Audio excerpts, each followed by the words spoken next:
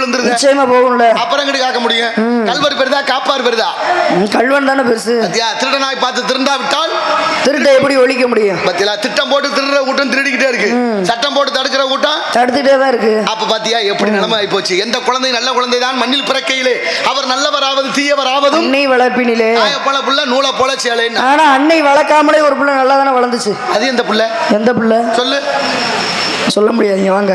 என்ன சொல்ல முடியாது? ஆளு மண்டை.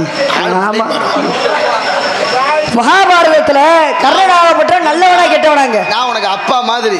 யாரு? உங்களை மாதிரிலாம் அப்பா இருந்தா கல்ல தூக்கி போட்டு அன்னையே கொண்டு விட்டுருவேன் நானு.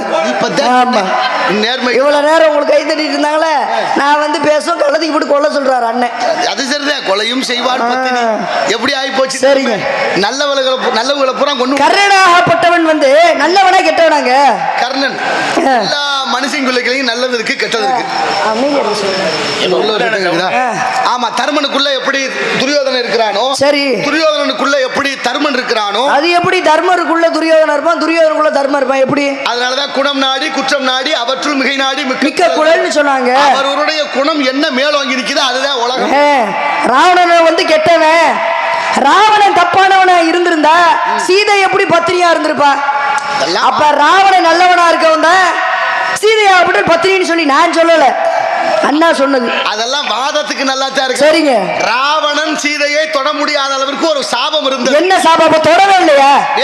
தெளிவா பேசணும். தொடவே இல்லையா? ராவணன் சீதையை தொடல.